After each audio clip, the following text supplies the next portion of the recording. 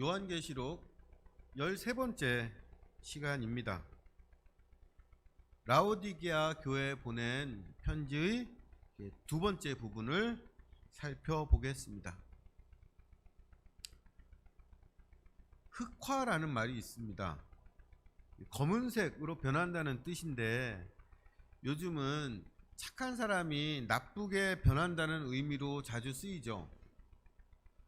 역사 속에서 흑화로 유명한 사람이 구한말의 친일파 이완용입니다.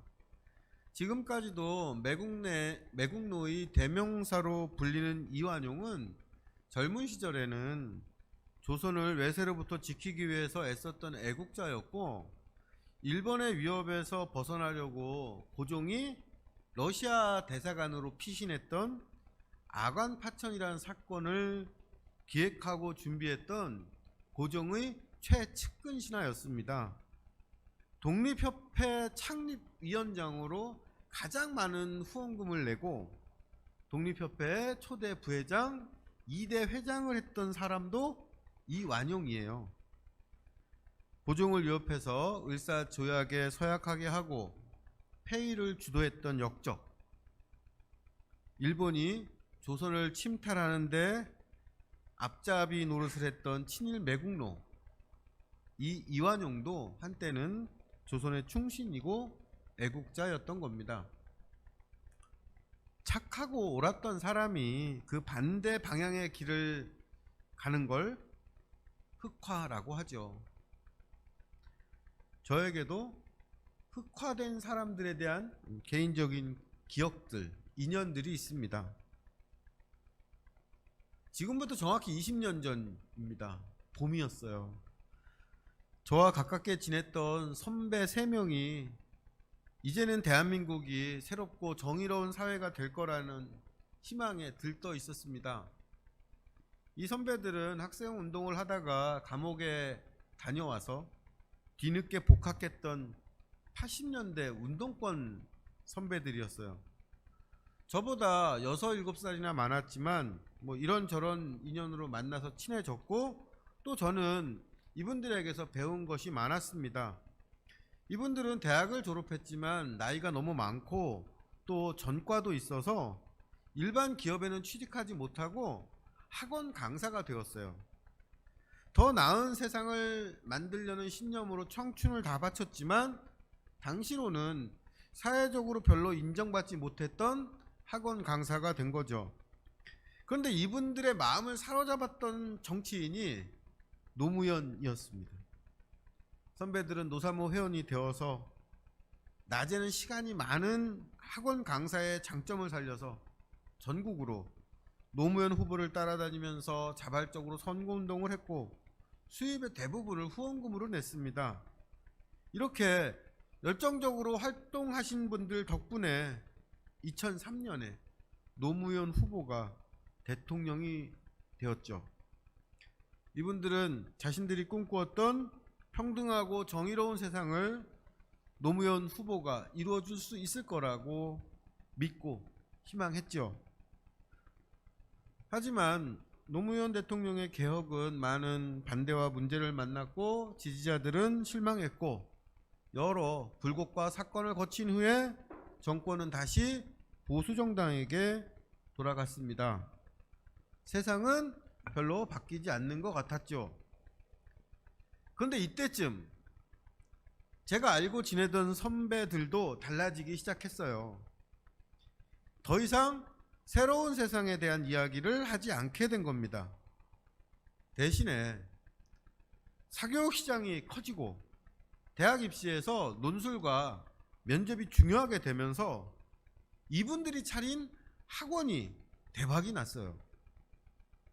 좋은 세상을 만드는 데는 실패했지만 그전에는 상상도 못했던 돈을 버는 데는 성공한 겁니다. 그러면서 옷과 차가 바뀌었고 사는 곳이 달라졌고 하는 얘기들이 달라졌죠. 그리고 이 성공과 함께 친형제 같던 선배들이 갈라섰습니다. 학원이 유명 인터넷 강의업체와 통합할 때 지분 싸움이 나면서 서로 원수같이 헤어졌습니다. 이 일을 겪으면서 한 선배가 저한테 이렇게 말했어요. 우리가 1,000,000원 벌 때는 네가 더 가져가라고 했고 1억 벌 때는 5천씩 나눴는데 10억을 버니까 그때부터 눈빛이 달라지더라. 그런데 100억을 나누게 되니까 그때는 친구고 뭐고 없어. 다 원수였어. 이런 얘기를 해주더라고요. 이 선배들을 안 만난 지 이제 오래됐습니다. 인연이 끊어졌죠. 새로운 세상을 꿈꾸던 순수하고 착한 사람들이 만날 때마다 돈 자랑하면서 세상 비웃는 부자가 된 걸 보는 게 괴로웠기 때문입니다. 흑화에 대한 이야기를 드렸는데 흑화가 되는 건 한편으로는 지금과는 다른 모습, 다른 삶이 있었다는 뜻이기도 하죠. 나라를 걱정하던 시절과 좋은 세상을 함께 꿈꾸었던 우정이 있어서 매국노가 된 이완용과 돈 때문에 갈라진 선배들이 더 안타까운 겁니다. 7교회의 마지막 교회인 라오디게아 교회는 창조의 근본이 되시는 예수님께 책망만 받았습니다. 미지근해서 뜨겁지도 않고 차지도 않으니 내 입에서 너를 토해내겠다, 예수님께서 말씀하세요. 그런데 라오디게아 교회가 처음부터 이랬을까요? 당시 그리스도인이 된다는 건 지금처럼 새로운 종교 생활을 한다, 이런 평범한 의미가 아니었습니다. 요한계시록 시대에 그리스도인이 되고 교회에 들어가는 건 예수 그리스도의 십자가와 부활을 믿는데 자기 목숨을 거는 일이고, 황제가 지배하는 세상에서 새롭게 창조된 존재로 살겠다는 인생의 결단이고, 다른 모습, 다른 세상을 꿈꾸는 일이었습니다. 그런데 이랬던 라오디게아 교회가, 그 교인들이 물질적인 풍요를 추구하면서 나는 부자다, 나는 부유하고 부족한 게 없다, 이런 자랑을 합니다. 도대체 라오디게아 교회에 무슨 일이 있었던 걸까요?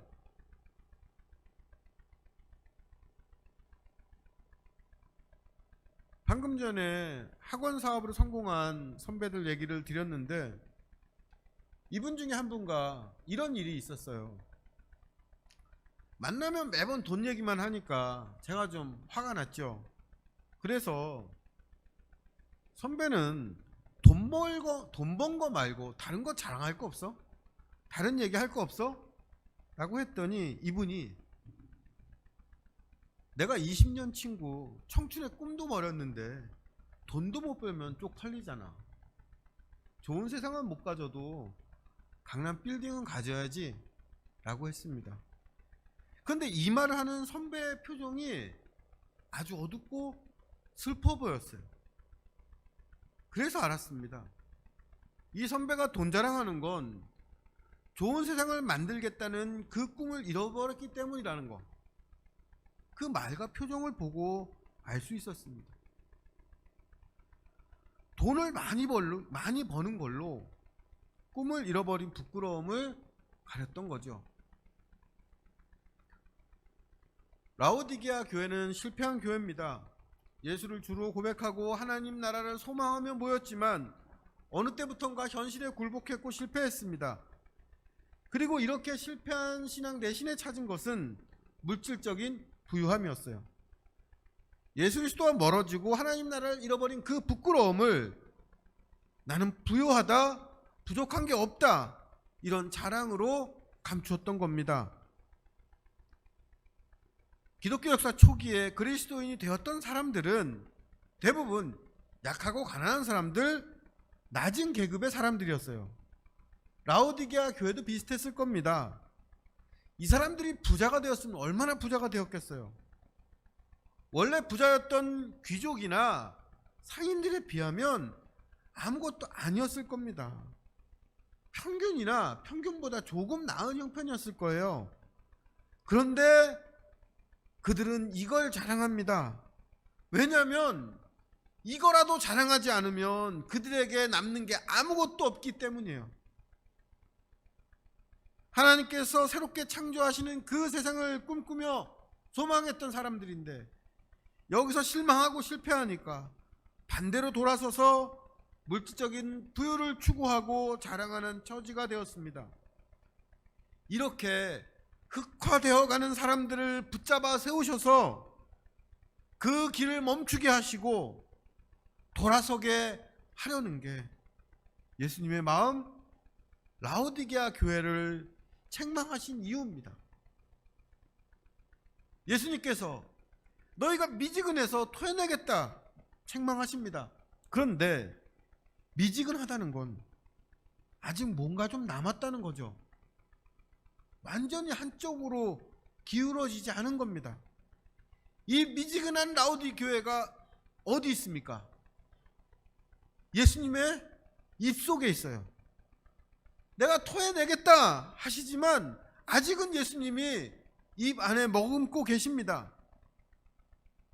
아직 뭔가 남아있고 아직 예수님 안에 있는 상태, 아직은 완전히 흑화되지 않은 상태죠. 그래서 요한계시록 3장 19절에서 예수님께서 이렇게 말씀을 하십니다.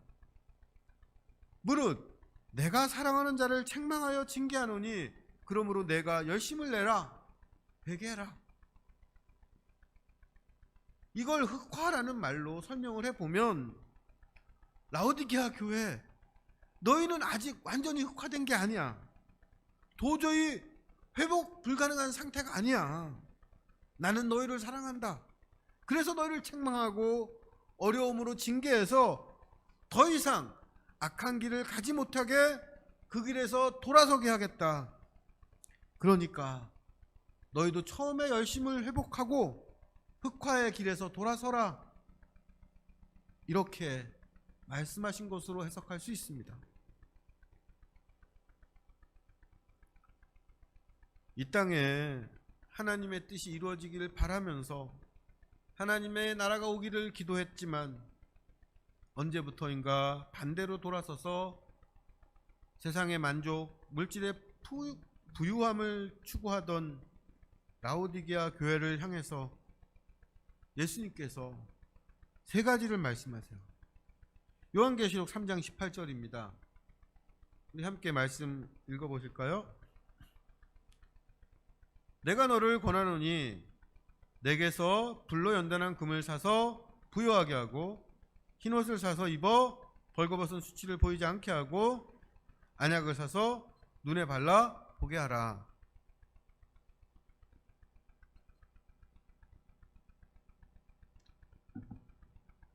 여기서 권하노니라고 번역된 헬라어 쉼블리오라는 단어는 사실은 명령한다는 의미보다는 최대한 자발적으로 그 일을 하도록 권유하고 충고한다는 뜻입니다.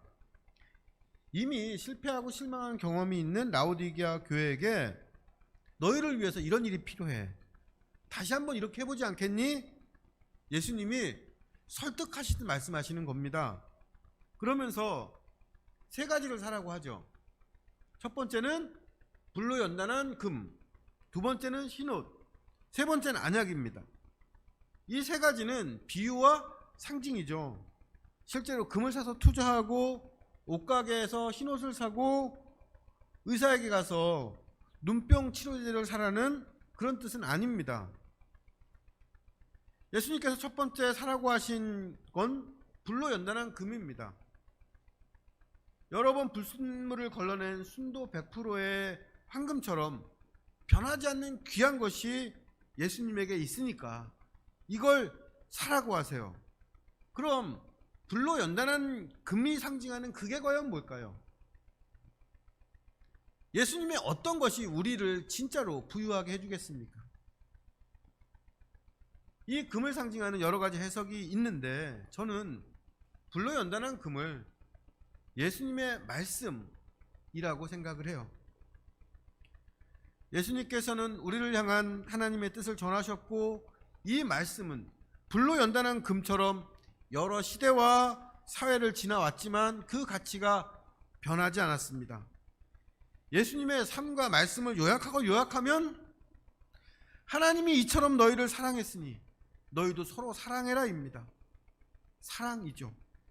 이걸 예수님께서는 내 마음을 다하고 목숨을 다하고 뜻을 다하여 내 하나님을 사랑하고 내 이웃을 내 자신과 같이 사랑하라, 이 말씀으로 정리해 주셨습니다. 예수님께 사야할 불로 연단한 금은 그분의 말씀이고 그 말씀은 사랑으로 요약되고 이 사랑만이 인간을 참으로 부유하게 합니다. 예수님께서 사라고 하신 두 번째는 흰옷입니다. 흰옷은 사대 교회에 보낸 편지에 이미 나온 말입니다. 사대 교회에 옷을 더럽히지 않은 흰옷 입은 사람들이 있었고 이들은 예수님과 동행했고 그 이름이 생명책에 있었습니다. 이때 설명드린 대로 성경에서 흰옷은 하나님과 올바른 관계를 맺은 사람들에게 나타나는, 외부로 보여지는, 다른 사람이 확인할 수 있는 표시를 상징하죠. 그래서 제사장과 천사들이 입은 옷이 흰옷이었고 예수님께서 변모하셨을 때 그 옷이 눈부신 흰색으로 바뀌었습니다. 요한계시록 7장 13절 14절에도 흰옷이 나옵니다. 장로 중에 하나가 응답하여 내게 이르되 이 흰옷 입은 자들이 누구며 또 어디서 왔느뇨? 내가 가로되 내 주여 당신이 알리이다 하니 그가 나더러 이르되 이는 큰 환난에서 나오는 자들인데 어린 양의 피에 그 옷을 씻어 희게 하였느니라. 하나님께 경배하고 찬양하는 사람들이 다 흰옷을 입고 있어요. 이 사람들의 옷이 희게 된 것은 어린 양의 피에 씻겨서입니다. 어린 양의 피는 하나님께서 우리를 사랑하신 증거이고 이 어린 양의 피로 우리가 구원받았음을 믿고 이 구원의 기쁨으로 환난을 이기면서 하나님과의 관계를 드러낸 것이 바로 흰옷이죠. 불로 연단한 금이 예수님의 말씀이라면 흰옷은 이 말씀을 실천하고 살아가는 삶이라고 할 수 있습니다. 예수님께서 사러 가신 세 번째는 눈에 바른 안약이에요. 성경에서 눈에 문제가 있는 것, 눈이 먼 것은 자기 자신과 하나님에 대해서 알지 못하는 상태를 의미합니다. 예를 들어서 마태복음 23장 26절에서 예수님께서는 눈먼 바리새인이여 너는 먼저 안을 깨끗이 하라, 이렇게 말씀하세요. 예수님께서 바리새인들을 꾸중하신 것은 그들이 자신을 성찰하고 반성하지 않았기 때문입니다. 이들은 자기 안에 있는 탐욕과 방탕은 보지 않고 나 정도는 괜찮은 사람이지 자부했습니다. 타인의 잘못과 결점은 비판하면서도 정작 자신은 고집과 간성에 갇혀서 자기를 합리화했죠. 이렇게 하나님 앞에서 자신과 타인을 보지 못하는 사람이 눈먼 사람이었습니다. 예수님께서 사라고 하신 세 가지가 있죠. 황금, 흰옷, 안약. 이건 예수님의 말씀과 실천과 성찰입니다. 그런데 이거를 가져라, 받아라 하지 않으시고 그분에게서 사라고 하세요. 사는 건 교환입니다. 무엇인가 살려면 다른 걸 내줘야 되고 중요한 걸 얻으려면 중요한 걸 주어야 합니다. 이건 신앙뿐 아니라 모든 인생에 적용되는 원리죠. 예수님께서 라오디게아 교회를 향해서 사라고 하시는 건 말씀과 실천과 성찰을 얻기 위해서는 우리에게 있는 무언가를, 중요한 어떤 것을 내주어야 한다는 뜻이기도 합니다. 우리가 뭘 내줘야 말씀과 실천과 성찰을 살 수 있을까요? 그게 뭘까요? 우리가 내줘야 할 것. 시간과 몸과 마음입니다. 시간과 몸과 마음이 곧 그 사람의 인생이기 때문이죠. 라오디게아 교인들은 하나님 나라를 위해서 바쳤던 자신들의 인생을 이제는 돈과 물질, 그것을 얻기 위한 지위와 수단을 사는데 바칩니다. 그러면서 부족한 게 없다, 부유하다 자랑하지만 영적으로는 비참하고 가난하죠. 이런 라오디게아 교회를 향해서 예수님께서는 간절히 권고하십니다. 시간을 정하고 몸을 사용하고 마음을 정돈해서 황금 같은 말씀을 다시 배우고 그 말씀을 실천해서 신옥 같은 선함을 입고 내가 하나님 앞에서 어떤 모습인지 안약을 발라보듯이 성찰해라. 돈과 물질을 위해서 바쳤던 그 시간과 몸과 마음을 예수님의 말씀을 듣고 실천하고 성찰하는데 사용하라는 권유입니다. 말씀과 실천과 성찰을 위해서 시간과 몸과 마음을 바치는 일,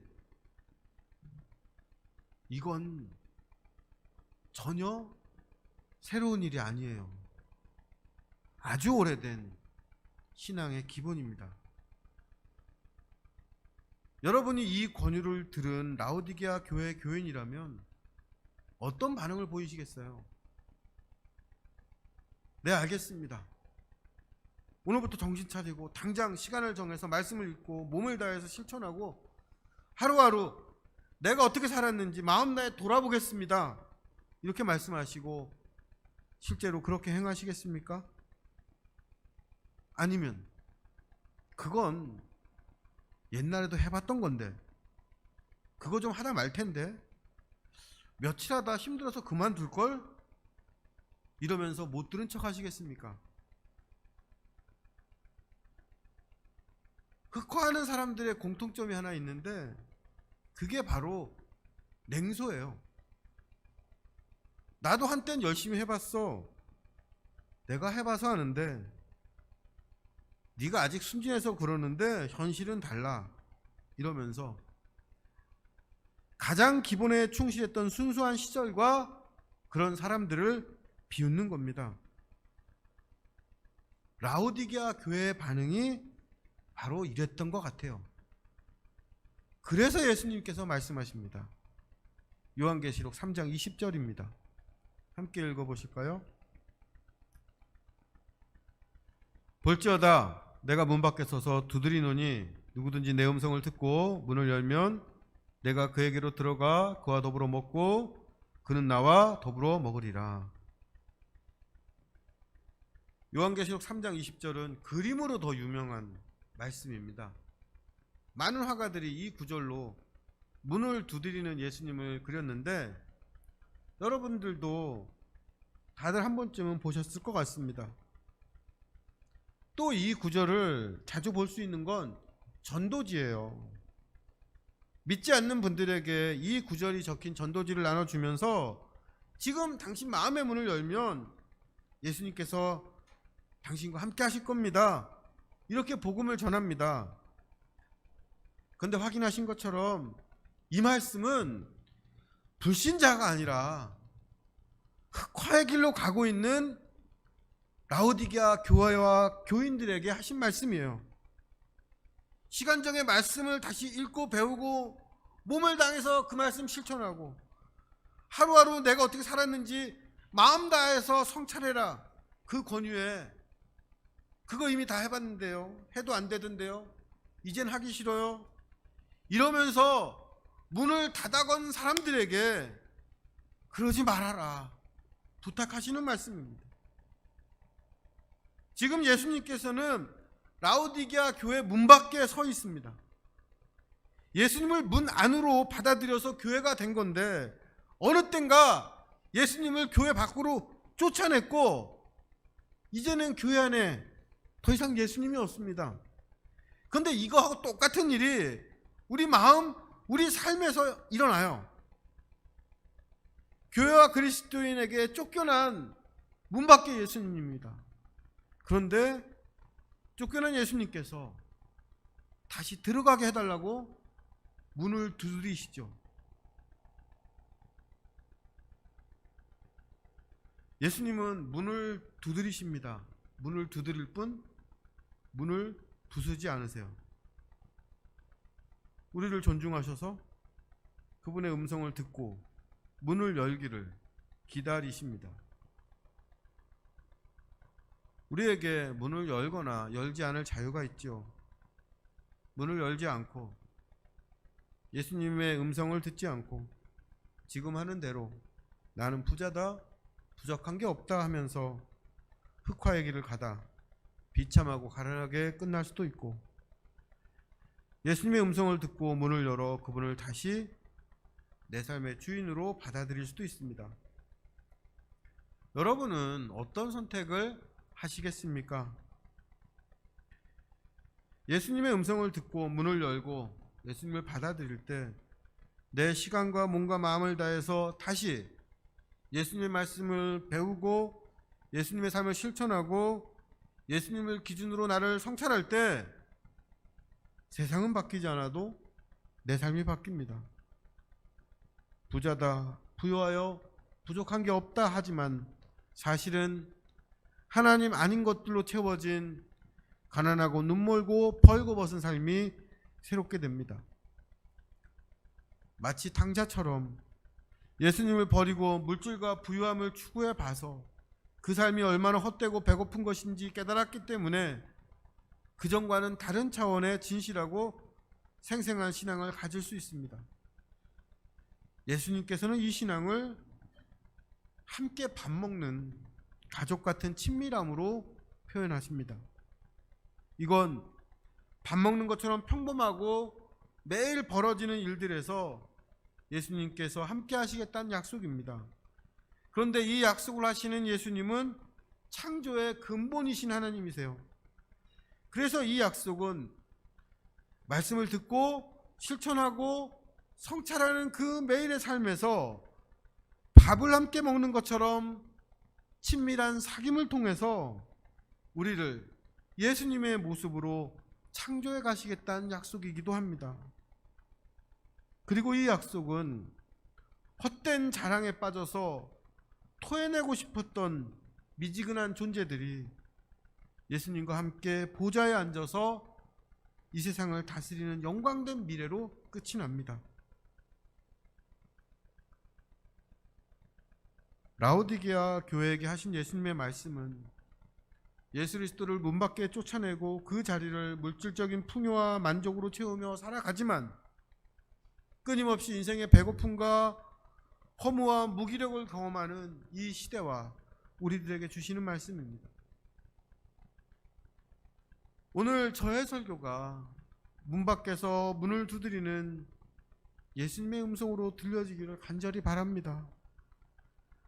나는 부자다, 부유하여 부족한 게 없다, 이런 헛된 자랑은 그만두고 내 삶의 문을 열고 내 시간과 몸과 마음을 들여서 예수 그리스도에게 다시 말씀을 듣고 배우고 이 말씀을 실천하고 그리스도인으로서 나의 모습은 어떠한지 성찰하길 바랍니다.